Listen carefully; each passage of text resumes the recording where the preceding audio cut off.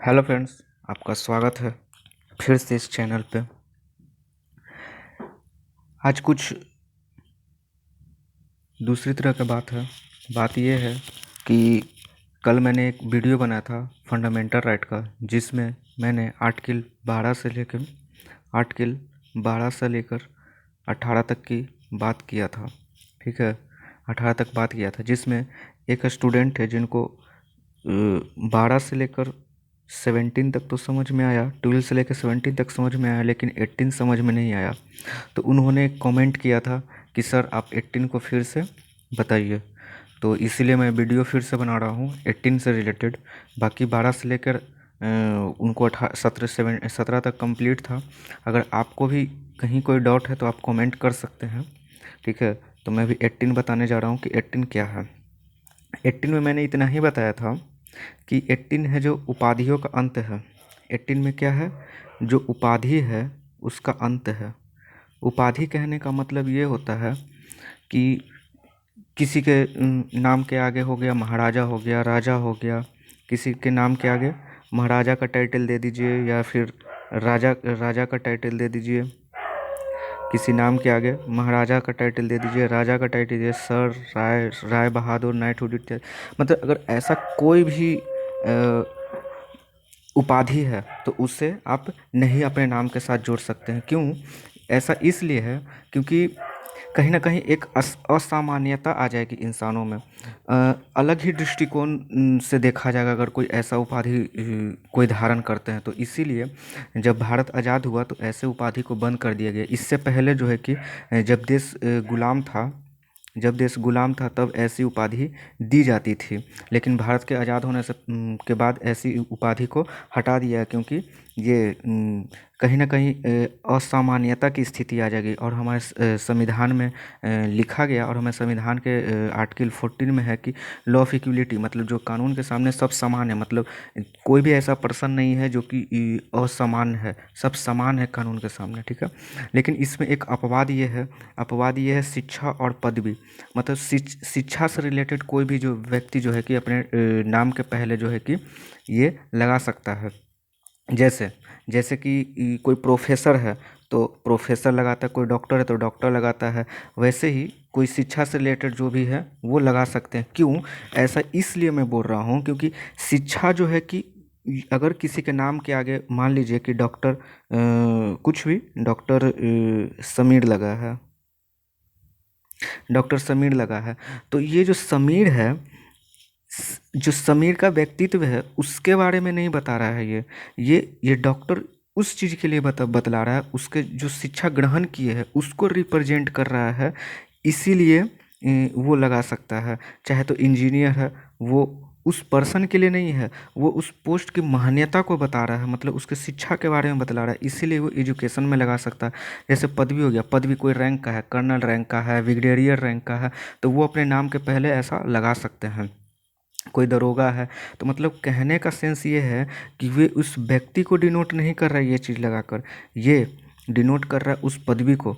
जैसे हाँ, तो ये तो अपवाद हो गया, ये अपवाद आपको समझ में आ गया होगा। और क्या है कि अगर अगर किसी को पद्म पुरस्कार मिलता है या पद्म श्री या भारत रत्न मिलता है, तो हम ऐसा नहीं कर सकते हैं कि भारत रत्न, कोई भी आप नाम ले लीजिए, राजीव, ऐसा नहीं लिख सकते हैं हम लोग। ठीक है, क्योंकि ये हमारे संविधान में है ही नहीं। क्योंकि मैंने पहले ही बता दिया कि ये चीज़ ख़त्म कर दी है। आप बस भारत रत्न मिला तो हम ये कह सकते हैं कि राजीव जी को भारत रत्न मिला है, ना कि ये कहेंगे कि भारत रत्न राजीव जी। ये बिल्कुल गलत हो जाएगा भारत रत्न राजीव जी कहना। ये कह सकते हैं कि राजीव जी को भारत रत्न मिला है, राजीव जी को भारत रत्न मिला है। ये कहना बिल्कुल ही गलत है कि भारत रत्न राजीव जी। ठीक है, तो ये चीज़ है।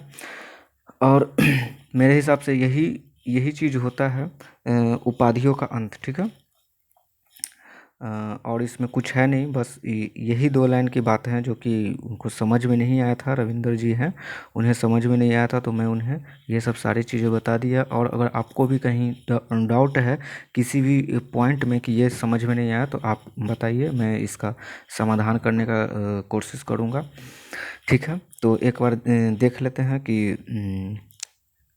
एक बार हम लोग देख लेते हैं कि अभी तक जो हम लोग आर्टिकल 12 से लेकर 18 तक पढ़े हैं तो क्या है। तो 14 से तो 18 में है समानता का अधिकार, ठीक है।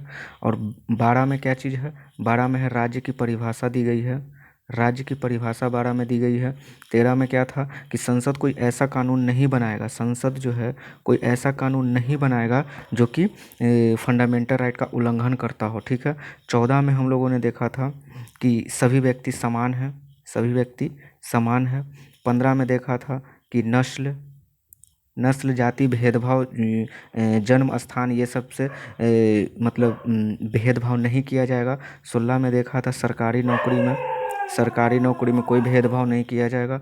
और 17 में देखा था अस्पष्टता छुआछूत के बारे में देखा था। 18 में उपाधि का अंत, बस यही तक है, लास्ट हो गया उपाधि का अंत। तो यहाँ पे हम लोग देख रहे हैं कि सब में एक समान बात कही गई है, इसीलिए इसे इस आर्टिकल को 14 से 18 को आर्टिकल को समान समान कहा गया है। समानता का अधिकार, समान सभी के लिए ये लॉ जो है समान है, ठीक है। तो ये रहा। अगर मैं आपसे फिर से नम्र निवेदन कर रहा हूँ कि आपको अगर इसमें किसी प्रकार का दिक्कत है तो आप मुझे बताएं, मैं इसका समाधान करने का कोशिश करूँगा। और कमेंट करें ताकि मुझे पता चल सके कि हाँ आप कितना समझ पा रहे हैं और कितना नहीं समझ पा रहे हैं, क्योंकि कमेंट होगा तभी मुझे पता चलेगा कि क्या बात है, नहीं बात है, कितने लोग को समझ में आ रहा है। लोग वीडियो देख रहे हैं लेकिन उस पर कोई कमेंट वगैरह नहीं कर रहे कि वीडियो उनको कैसा लगा, क्या लगा। होता क्या है कि कमेंट करने से पता ये चलता है कि आपको आपने वीडियो देखा है, और वीडियो देखा है तो आप कहीं ना कहीं से समझने की कोशिश की है, और नहीं समझने की कोशिश करेंगे तो फिर दिक्कत है, ठीक है। तो मैं बस इतना ही बोलना चाहूँगा, उससे एक एनर्जी मिलता है, कमेंट करने से, लाइक करने से एनर्जी मिलता है, ताकि ये लगता है कि नहीं, अगर कोई बच्चा जो है कि मेरे भरोसे बैठा हुआ है तो चलो भाई हम इसका कुछ हेल्प कर सके, जहाँ तक हो सकेगा मैं तो हेल्प करूँगा ही, ठीक है। और क्योंकि मैं ये चाहता हूँ कि अगर आप लोग कमेंट लाइक कीजिएगा तो मुझे पता चलेगा कि हाँ कोई सिंसियर बच्चे जो हैं वो इस वीडियो को देख रहे हैं, और ये ज़्यादा शेयरिंग होगा, ज़्यादा कमेंट लाइक आएगा तो मुझे और मोटिवेशन मिलता है कि नहीं चलो और मेहनत करते और अच्छे से चीज़ों को डिलीवर करेंगे। तो ये सब सारी बातें हैं, बाकी आप लोग देख लीजिए, ठीक है। Okay, thank you. और हाँ, अगर किसी तरह का डाउट होता है तो प्लीज़ आप कमेंट कीजिए, ताकि मैं, क्योंकि रविंदर जी ने देखा, उन्होंने कमेंट किया तो मैंने वीडियो बना दिया, और फिर आप लोग अपना देख लीजिए। Okay, thank you.